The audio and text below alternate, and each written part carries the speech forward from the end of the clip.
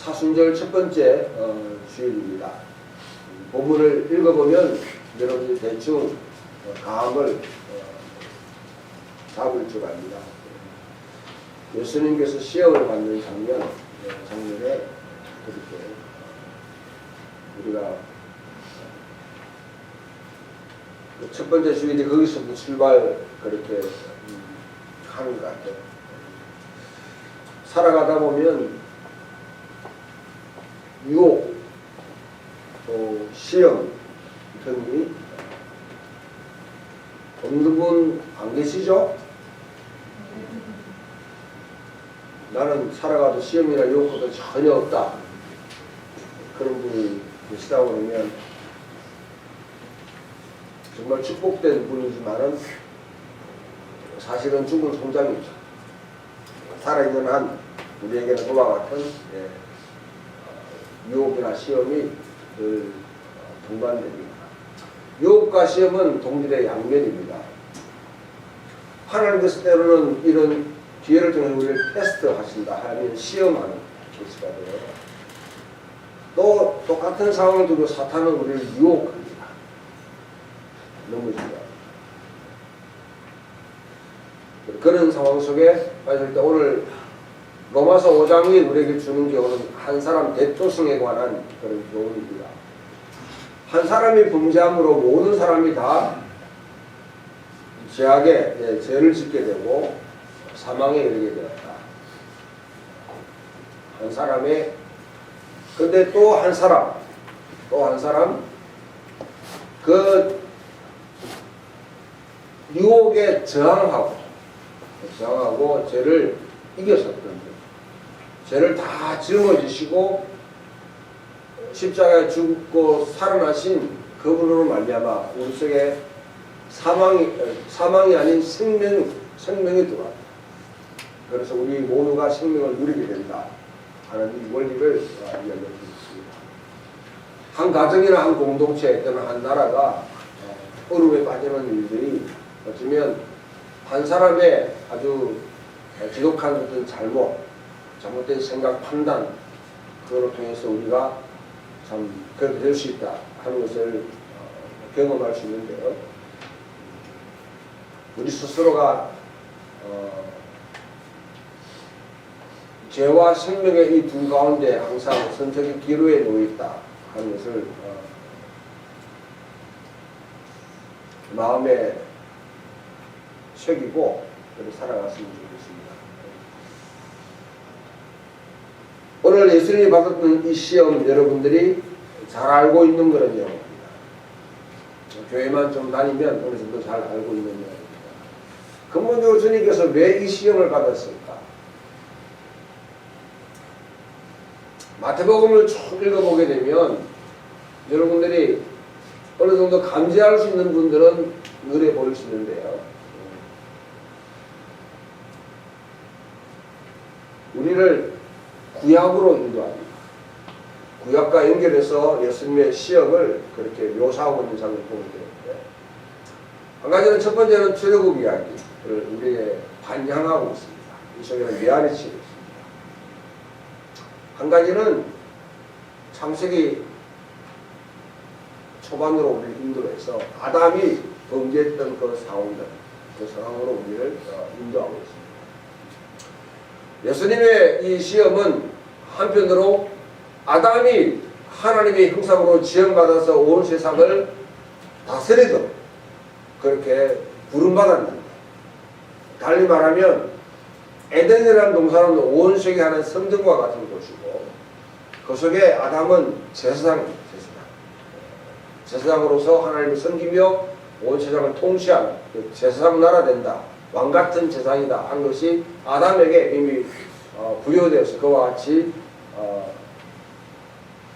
부름을 받았는데 아담은 결국 실패한 것이죠. 실패했습니다. 자, 이 실패로 인해서 많은 사람에게 죄가 다 들어왔고 다 사망에 들어왔다. 이 아담의 실패를 만회하기 위해서 하나님께서 아브라함을 부르십니다.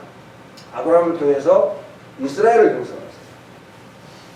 출애굽한 이스라엘 백성들이 백성들이 광야에서 40년 동안 지내면서 온갖 시험을 다 받았습니다. 오늘도 그 이스라엘도 사실은 실패를 겪는 거죠. 이스라엘 실패는 결국 유배라는 포로 생활이라는 그 결과로 기준됩니다. 성경에서 포로 생활이라는 것은 유배라는 것은 지리적인 이동과 동시에 사실 영적인 사망, 죽음을 의미합니다. 그 상황에 빠졌던 아담의 실패, 이스라엘의 실패. 이 실패를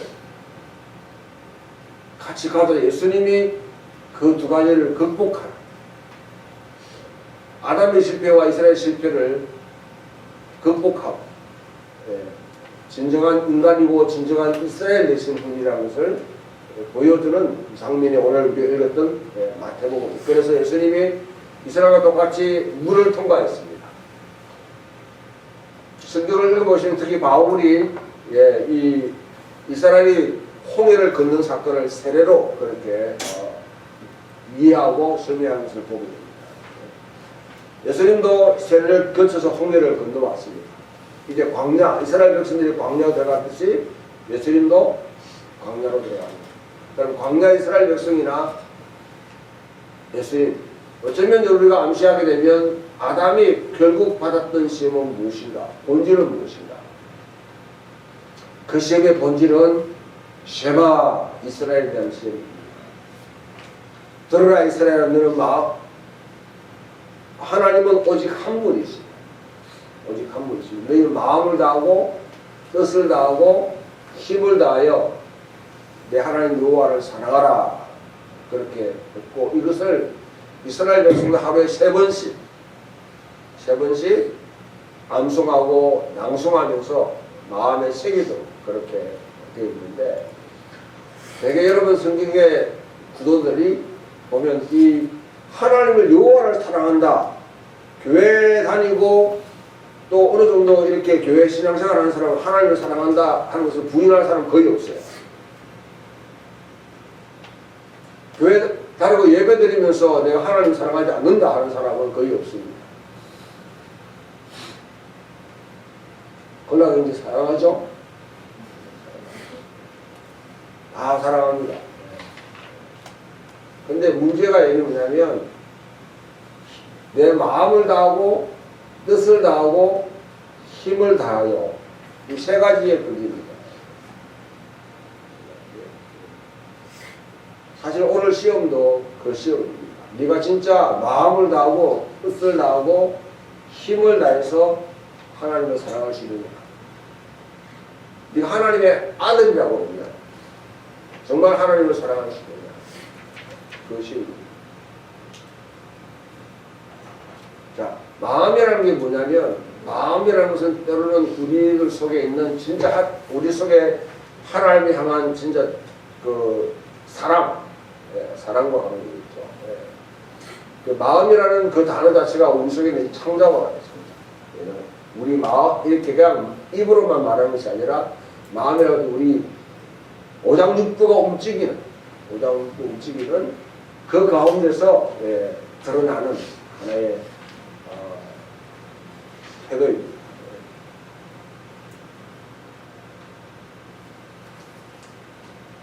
뜻을 다하여 하게 되면 되게 뜻하게 되니까 생각이나 의지 이렇게 생각할 수 있는데 되게 여러분 이렇게 히브리 성경이나 그 다음에 유대인들의 그런 해석에 보게 되면 뜻은 목숨과 관계가 있습니다. 이 목숨을 다해서 하나님을 사랑할 수 있다. 이 생명이 위협을 당한다 할지라도 하나님을 사랑할 수 있다. 세 번째로 힘이라는 것은 대개 권력과 재물을 우리가 힘이라는 권력이라는 것과 같이 연결되어 있는 모든 것들이 다 여기에 포함될 수 있는 거예요. 그래서 이 세 가지가 여러분 보면 산상수훈에 그대로 드러나 있습니다. 마음이 가난한 자는 복이 있나니 저희가 천국을 천국이 너희 것이요. 그렇게 했습니다. 마음이 강하다. 한게 붙은 이유가 이 마음이라는 것은 사실 우리가 온 이 존재 그야말로 근성으로 드러나는 것이 아니라 내 삶 전체에 우러나오는 그런 표현인데 그 가운데서 가난하다. 하나님을 향한 갈망이 있는가. 그래서 광야 이스라엘 백성들처럼 하나님이 공급하시고 살아갈 수 있는 그런 결정을 하느냐. 또 목숨을 다하여 하게 되면 산상수훈 6장에 가보면 무엇을 먹을까? 무엇을 마실까? 무엇을 입을까? 염려하지 말라. 너희는 먼저 그의 나라와 그의 의를 구하라. 이 모든 것을 내게 더하여 주시리라. 그렇게 하겠습니다. 오늘 우리 조임사님 앞에 찬양하는데 이렇게 선택한 곡들이 오늘 메시지와 아주 잘 풀어낼 수 있도록 그렇게 해주십니다. 그 다음에 세 번째, 힘이죠. 뜻이죠. 이 힘이라는 것은 뭐냐면 성경에 보면 하나님 만봉과 하나님을 겸하여 섬길 수 없는 결국 이 시험이 그겁니다. 우리 하나님을 사랑해요. 그런데 뭐냐면 내 삶의 본질과 딱 이렇게 내 존재감 때로는 여러분 내 영향력 이런 거가 딱 맞부딪히게 되면 어쩌면 하나님보다는 그것을 쫓아갈 수 있다. 두 번째로는 목숨의 문제와 딱 관계되면 목숨이 우선적이고 하나님은 뒷전으로 밀어낼 수 있습니다. 세 번째, 재물, 자녀, 내 웰빙, 건강, 아니면 내 어떤 사회적인 어떤 권세 이런 거가 딱 맞부딪히게 되면 결국 하나님은 우선순위에서 밀어날 수 있는 그 상황이 그렇게 나타나는 거예요.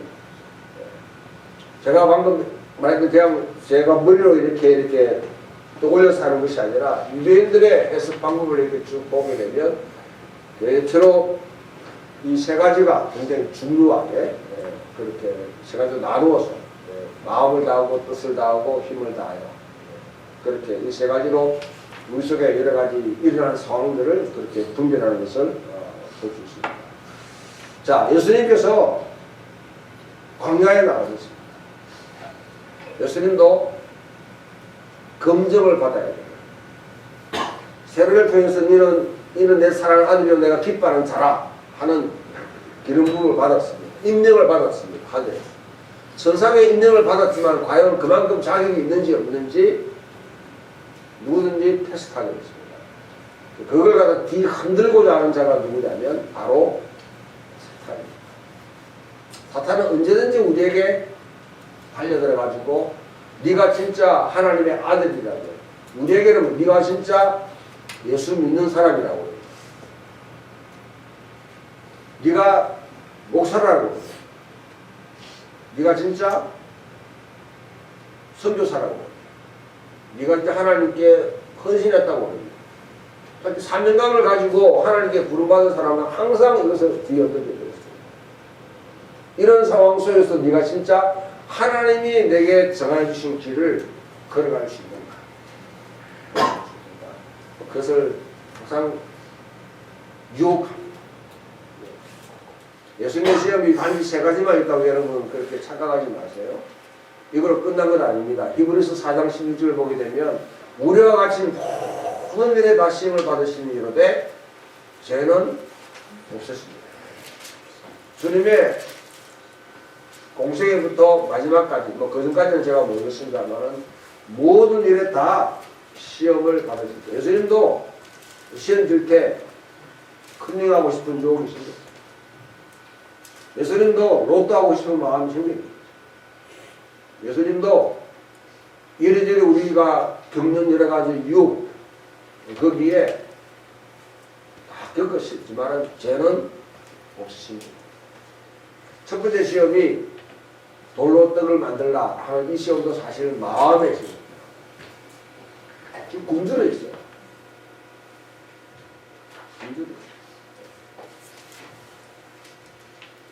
이 굶주려 있는 가운데는 주는 말씀이 돌로 떡을 만들라 했는데 사람이 사는 것은 떡으로만 사는 것이 아니요 하나님의 말씀으로 산다고 그렇게 지금 주님이 말씀하시는 거예요. 네가 이 상황에서도 하나님 말씀을 들을 수 있냐? 이렇게 굶주려가지고 배가 쫙쫙하고 지금 죽을 지경인데 하나님 말씀을 들을 수 있냐? 이 도저히. 차라리 그냥 떡을 먹고 돌로 떡을 만들어 먹고 그래서 뭐냐면 사명 감당하면 되지 않냐. 가장 기본적인 우리 의식주에 관한 거. 의식주.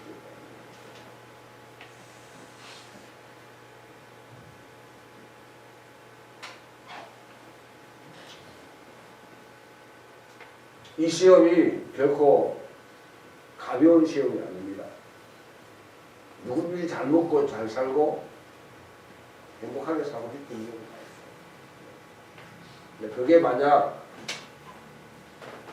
하나님께서 우리에게 가라고 하신 길이 아니라 우리에게 두 가지 길이 있다고 그랬어요. 한 개는 좁은 길이고 한 개는 넓은 길. 한 개는 좁은 길이고 한 개는 넓은 길. 많은 사람이 가는 길이 있고 금수술만이 가는 길이 있습니다. 어떤 길을 선택하겠냐.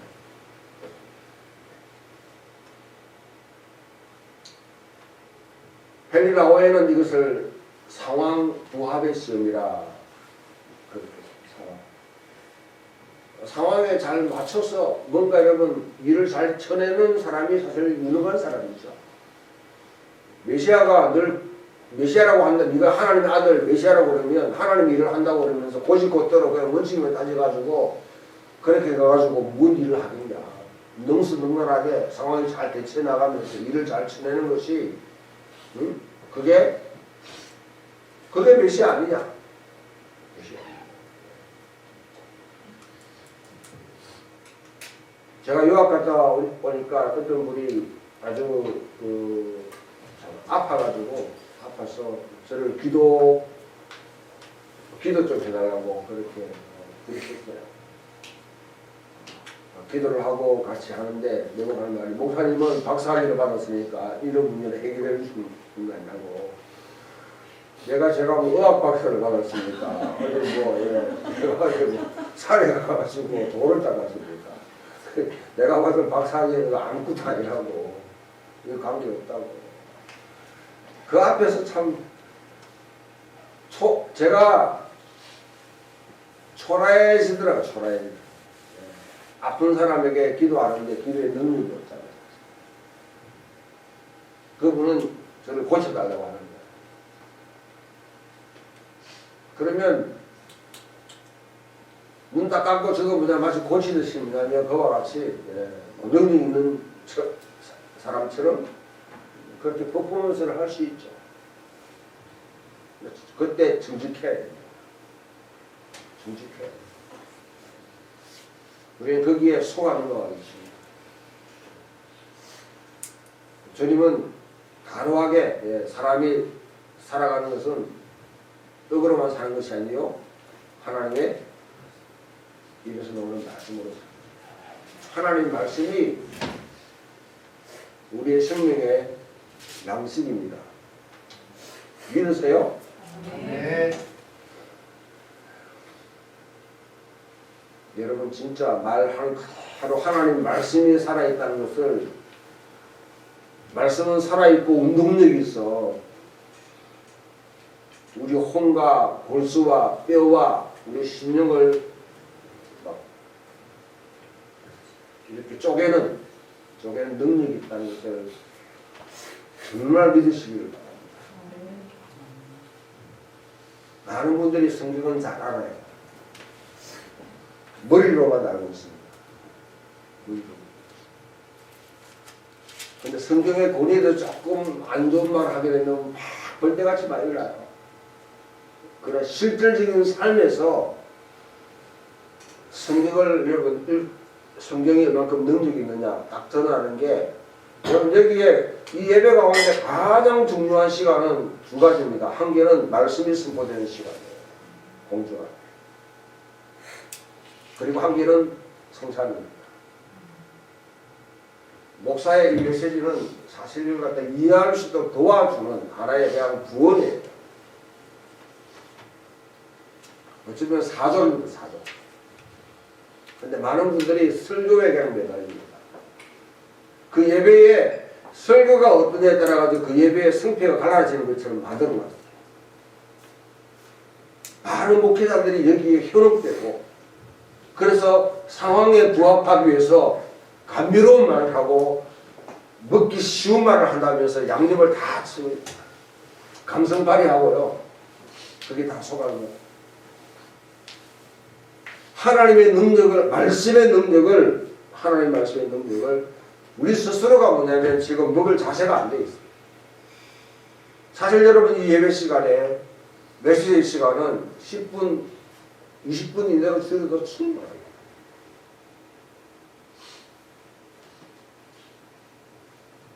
그 유혹에 넘어가지 마시기. 두 번째, 주님은 성전국다기에 사탄이 데려와서 뛰어내리라. 그때 사탄도 성경을 가지고 말합니다. 시편에 보게 되면 뛰어내리라. 천사가 와서 파신다고 했지 않냐. 목숨에 관한 시험이죠. 네 목숨, 성전이라는 것은 안전한 피난처로 상징되는 곳인데 이 뛰어내리라. 성전이지 않냐? 천사가 활동하는 곳이지 않냐? 하나님 임재가 있는 곳인데 보여주라. 헬레나 어웨는 이 시험을 이목 집중의 시험이라고 합니다. 이목 집중의 시험. 우리가 조금만 먹고 사는 문제 조금만 해결되면 그 다음에 이목 집중 받으려고. 우리를 요즘 그런 분들을 관종이라고 그렇게 하죠.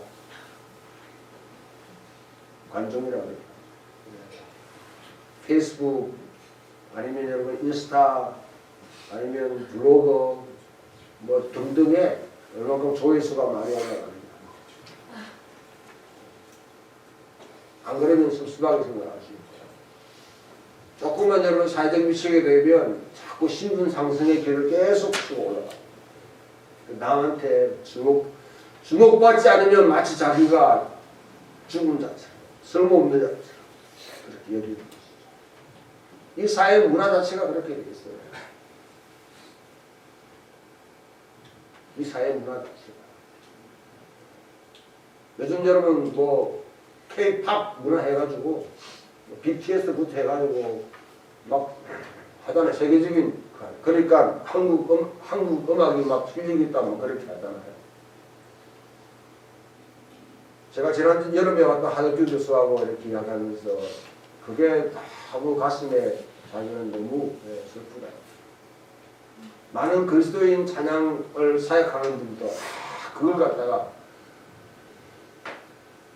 많이 불려가고 큰 집회에 서기를 하고 그러고 뭐냐면 어머니에 올리게 되면 많이 해가지고 수익 없고 이것을 추구한다.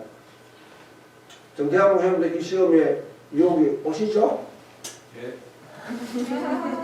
근데 별로 그 유혹은 안 느끼시는 것 같아요, 보니까. 진짜 우리 작가주의라는 말, 작가주의. 음악하는 사람 가운데도 작가주의들이 있어요.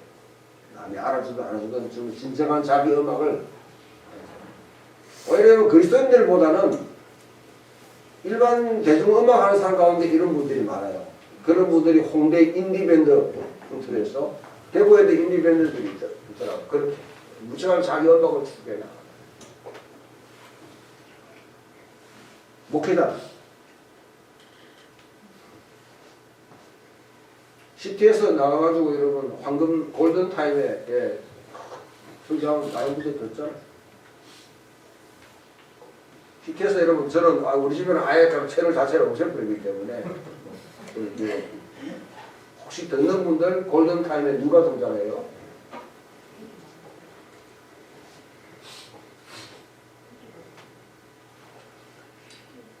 그걸 전부 틀어놓고 있는 분이 있더라고요. 그런 유혹에 이목 집중의 시험에 내가 살아있다. 내 목숨. 하나님께 주님께서 많은 사람이 따라가는 가운데 뒤를 돌아보면서 누구든지 나를 따라오려거든 자기를 부인하고 십자가를 지고 심지어 자기 목숨까지 미워하지 않으면 내 제자가 될 수 없다. 하나님 이상으로 아니면 하나님과 라이벌이 되게 하는 그 모든 것들은 다 우상숭배입니다. 그게 심지어 가족이랄지라도 내 자녀랄지라도 우상입니다. 세 번째, 내 앞에 들어가. 그러면 이 땅에 모든 권세를 내게 줄게. 사실 저는 사탄의 트릭을 쓰는 거죠. 하나님이 사탄에게 모든 권세를 준 적이 없는데 내가 모든 권세를 받았으니 내게 절하라. 그러면 메시아의 길을 갖다 탄탄대로로 쭉 걸어갈 수 있죠. 권력에 대한 그 헬리가 오해는 이것을 권세 확보의 시험이라고 합니다. 어때요? 내가 돈만 좀 있다 그러면 주의 일을 잘 할 수 있을 것 같죠? 저도 늘 그 꿈 꿉니다. 통로는 없지만 꿈이라도 꿔야죠. 이래 보면 돈 있는 사람은 머리가 없고요. 좀 아이디어 있고 있는 사람은 또 돈이 없어요. 이게 불합리한 사회인데요. 돈 있고 좀 근세 있는 사람들은 하여튼 그래도 뭐냐면 유용하게 잘 쓰인 것 같아요. 저도 한때는 좀 뭐 이렇게 교회 이러면 뭐 있는 중경교회 목회하면서 막 하니까 그 뭐 선교단체나 다른 데 와가지고 도와달라고 힘이 되라 하고 뭐 이렇게 했는데 개척교회 하니까 아무도 안 오더라고.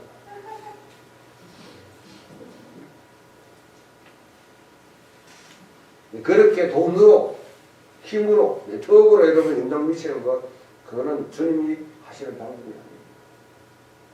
그게 소화가 되는 거 아닙니다. 권세를 확보하면 내 영향력이 있고 뭔가 될 것처럼 생각하지만 그게 주님이 원하시는 길인지 방법인지 아니면 이 세상의 모든 사람들이 세상에서도 통하는 길인지 세상은 권력이나 돈이나 다른 걸 통해서 모든 일을 해결하고 진척해 나갑니다. 우리도 똑같이 그 길을 걸어갈 것입니다. 똑같이. 많은 그리스도인들이 거기에 기록돼서 넘어가요. 예수님도 이 세 가지 시험 가운데 다 사역 초반에 자 어떻게 편하고 인기 많고 영향력 있고 사람들이 팍 지지하는 그래서 뭐냐면 그 길을 걸어갈래 아니면 고난 상대로 고난받는 중으로 걸어갈래 그것이 이거는 하나님 앞에 선 사명자라고 합니다. 내가 하나님께 부름받았다는 그 소명의식을 느끼는 사람이야. 누구든지 사탄은 와서 테스트합니다. 유혹합니다. 하나님은 그것을 테스트합니다. 우리가 진짜 하나님의 자녀로서 헌신되어 있는지 그렇게 테스트합니다. 사순절은요 밝은 슬픔의 계절로 시작합니다. 밝은 슬픔의 계절.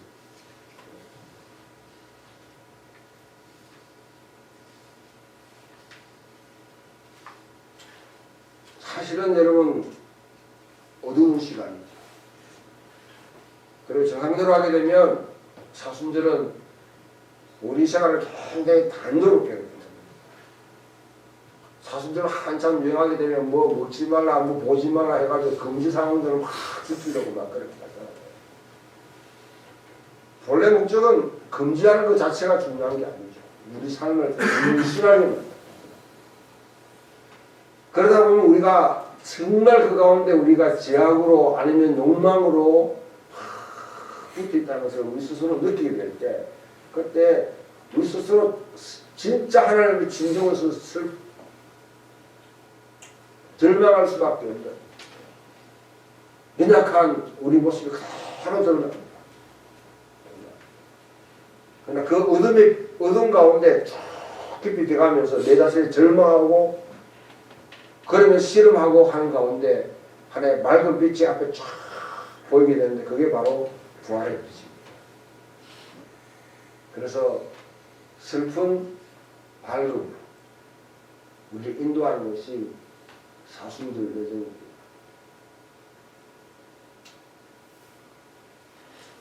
이번 원래 특별하게 다른 프로그램이나 이런 제시되지 않는다 할지라도 여러분 스스로 이 여정을 잘 밟아가시길 바랍니다.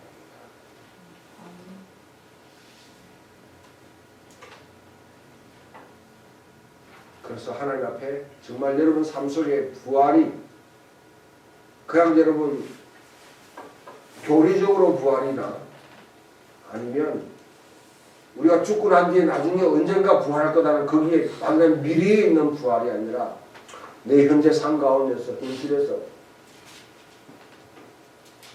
누릴 수 있는 부활.